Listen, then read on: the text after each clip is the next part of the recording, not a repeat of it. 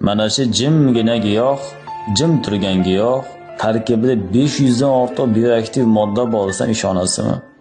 O'zim ham hayratda qoldim. Alloh taolo chevar, hamma narsaga qodir o'zi. Shifoni ham, barchasini ham o'zi beradi. Do'stlar, zafaron bu. Tinchlik giyohi. Zafaron. Alsgeymer kasalligida shifo. Xotirani tiklashda shifo. Miya hujayralarini ozig'i, depressiyani yengishga qodir giyoh.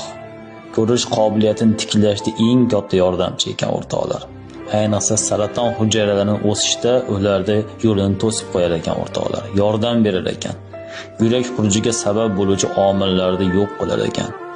Albatta, homiladorlar, emziklilarga mumkin emas.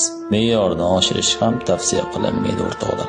Bir oyda 2-3 marta 1 grammdan iste'mol qilib turilsa, inshaalloh mana shu yuqoridagi kasalliklarga shifo bo'lar ekan.